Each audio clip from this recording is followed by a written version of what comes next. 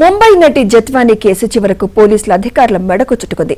వైసీపీతో అంటకాగి ఐపీసీని పక్కన పెట్టి వైసీపీని అమలు జరిపిన ఆనాటి ఇంటెలిజెన్స్ బాస్ పీఎస్ఆర్ ఆంజనేయులు, ఆనాటి విజయవాడ సిపి కాంతి రాణాను ఈ కేసులో కీలక నిందితులుగా చేర్చారు. వీరిపై నాన్ బెయిలబుల్ సెక్షన్స్ కింద కేసు నమోదు చేశారు.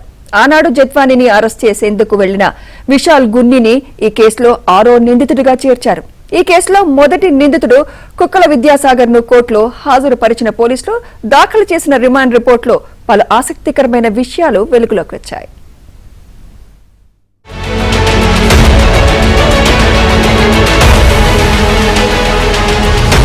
ముంబై నటి జత్వానీ కేసులో A1 గా ఉన్న కుక్కల విద్యాసాగర్ ను పోలీసులు డెహ్రాడూన్ లో అరెస్టు చేసి సోమవారం తెల్లవారుజామున విజయవాడ కోర్టులో హాజరుపరచగా 14 రోజుల రిమాండ్ విధించింది న్యాయస్థానం. ఈ సందర్భంగా పోలీసులు కోర్టులో విద్యాసాగర్ రిమాండ్ రిపోర్టును దాఖలు చేశారు. ఈ రిమాండ్ రిపోర్టులో పలు ఆసక్తికర అంశాలు వెలుగులోకి వచ్చాయి. జత్వానీని అక్రమంగా అరెస్టు చేసి కొంతమంది పోలీసు అధికారులు ప్రభుత్వ పెద్దల ఒత్తిడికి తలొగ్గి విజయవాడకు తీసుకువచ్చి 42 రోజుల పాటు రిమాండ్ విధించారని అప్పట్లోనే ఏబిఎన్ చెప్పింది. పోలీసు అధికారులు కొంతమంది ఈ కేసులో ఓవర్ యాక్షన్ చేశారని కూడా పేర్కొంది. ఆ తర్వాత జత్వానీ విజయవాడకు వచ్చి తనపై అక్రమ కేసు నమోదు చేశారని ఇబ్రహీంపట్నం పోలీసులకు ఫిర్యాదు చేయడంతో కేసు దర్యాప్తు ప్రారంభించారు. ఇందులో పోలీసులు ఎఫ్ఐఆర్ నమోదు చేసి కుక్కల విద్యాసాగర్ ను A1 గా చూపించారు.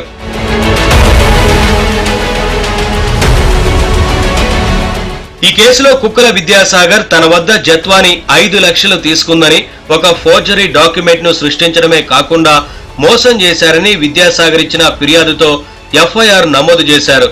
అయితే ఈ కేసులో ఈ 5 లక్షల రూపాయలు ఇచ్చినట్లు పేర్కొన్న వెంకట నాగేశ్వరరాజు, భరత్ కుమార్లు తమకు సంబంధం లేదని దర్యాప్తులో వెల్లడించారు. పైగా ఐపీఎస్ అధికారులు కూడా కుక్కల విద్యాసాగర్ ఇచ్చిన ఫిర్యాదుపై ఎటువంటి ప్రాథమిక దర్యాప్తు నిర్వహించకుండానే కనీసం డాక్యుమెంట్లు ఫోర్జరీ చేశారా లేదా అనేది కూడా నిర్ధారించుకోకుండా ఎఫ్ఐఆర్ నమోదు చేసినట్లు రిమాండ్ రిపోర్టులో వివరించారు. ఈ డాక్యుమెంట్ నకిలీదని పోలీసు అధికారులతో కలిసి కుక్కల విద్యాసాగర్ ఈ డాక్యుమెంట్ ను తయారు చేశారని కూడా అందులో వివరించారు. ఈ కేసులో ఎఫ్ఐఆర్ ఈ ఏడాది ఫిబ్రవరి 2వ తేదీన నమోదు చేయగా, ఫిబ్రవరి 1వ తేదీన అప్పటి విజయవాడ సిపి కాంతిరాణ టాటా ముంబై వెళ్లే పోలీసు అధికారుల బృందానికి టికెట్లు కొనుగోలు చేయించిన విషయాన్ని కూడా రిమాండ్ రిపోర్టులో స్పష్టం చేశారు.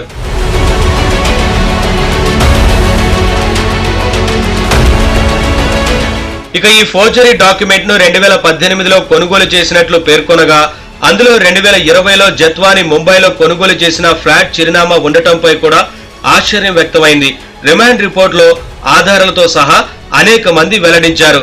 కేవలం జత్వానీని అరెస్టు చేసేందుకే కల్పిత కథ అల్లి ఫోర్జరీ డాక్యుమెంట్ తో నాటకం ఆడారని కూడా రిమాండ్ రిపోర్టులో వివరించారు.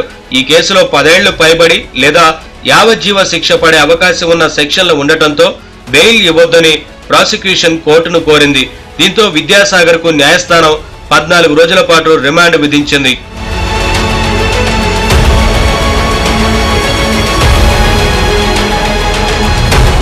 రాజకీయ పలుకుబడితో ఈ కేసులో A1 నుంచి A5 వరకు ఉన్న విద్యాసాగర్ తో పాటు పోలీసు అధికారులు కుమ్మక్కై నకిలీ డాక్యుమెంట్లను సృష్టించి జత్వానీని అక్రమంగా అరెస్టు చేయడమే కాకుండా అక్రమ నిర్బంధానికి గురి చేశారని వివరించారు.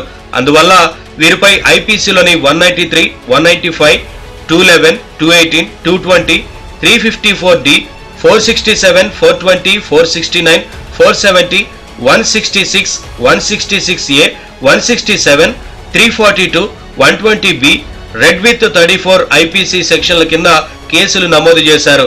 కుక్కల విద్యాసాగర్ వైసీపీ రాష్ట్ర స్థాయి నేత అని, అతనితో పాటు వైసీపీ నేతలు ఈ కేసులో సాక్షులను ప్రభావితం చేసే అవకాశం ఉందని, అందువల్ల విద్యాసాగర్ కు బెయిల్ ఇవ్వొద్దని రిమాండ్ రిపోర్టులో పేర్కొన్నారు.